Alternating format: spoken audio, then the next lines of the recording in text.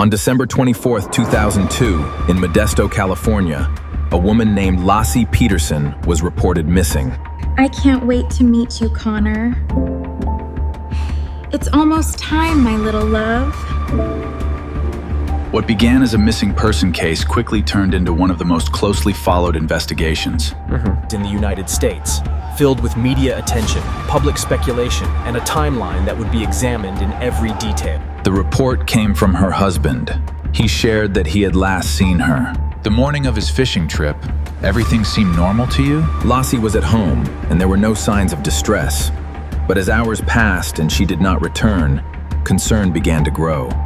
Friends and family described Laci as responsible and excited about her pregnancy. It was unlike her to disappear without explanation.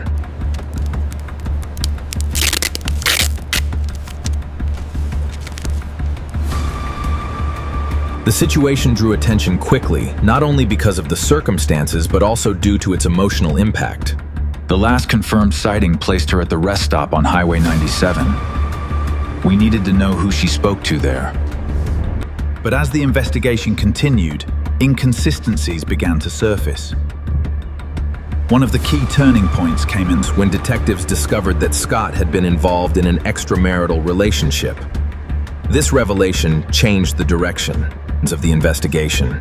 It introduced a potential motive and raised questions about his statements. Investigators began to examine his movements more closely. They looked at phone records, receipts, and witness statements. The dates didn't align. His alibi was solid, but this witness places him at the scene much earlier. A timeline that doesn't fit began to emerge, one that did not fully align with his initial account. Meanwhile, the search for Laci continued.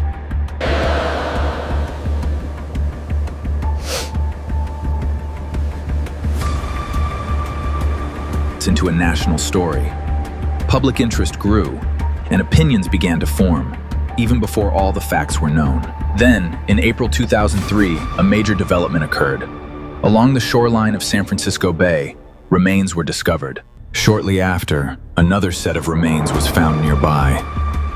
Authorities later confirmed that they belonged to Laci Peterson and her unborn son. The case shifted once again.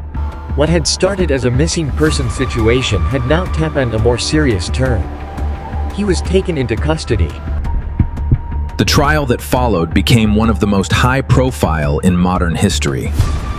Prosecutors argued that Scott had carefully planned the crime. They presented evidence suggesting that he had taken deliberate steps and had attempted to create an alibi. The defense, however, challenged these claims. They argued that the evidence was circumstantial and that there was no direct proof linking Scott to the crime itself. They emphasized the importance of reasonable doubt, pointing out gaps. The timeline is the linchpin of the prosecution's case, and it's full of holes. Let's start from the beginning. Scott's story doesn't add up. We've examined the timeline and the evidence, and it simply isn't possible. They presented expert testimony and evidence to support their version of events. The defense countered that with alternative interpretations, highlighting the complexity of the case. Another factor that influenced public perception was the media's framing. The case was followed closely by news outlets, with updates, analysis, and commentary appearing daily. This level of attention brought awareness, but it also raised questions about how public opinion. After months of testimony and deliberation, the jury reached a verdict as he was found guilty. He was later sentenced to death, though his sentence was eventually changed to life in prison without the possibility of parole. Even after the verdict, the case continued to be discussed. The evidence, the debate, the alternative theories. We need to look at it all again. Some believe the verdict was justified based on the available evidence. Others argued that questions remained unanswered. The Laci Peterson case became more than just a legal matter. It became a symbol. The truth, the lies, the betrayals, it's a spiderweb of secrets woven around those who loved and those who hated. And we're about to untangle it all. The way a story is presented can shape public opinion, for better or worse. We must seek the truth. And in high-profile cases, that influence can be significant. The evidence we have here, it's undeniable. We just need the right eyes on it. Today, the case is still studied and discussed, not only for its details, but for what it represents. The public wants answers. They want justice. But proving a case beyond a reasonable doubt, that's where the challenges begin. And the difficulty of separating fact from interpretation. Because in the end, while the legal system reached a conclusion, questions still remain. What exactly happened that day? Could there have been details that were overlooked?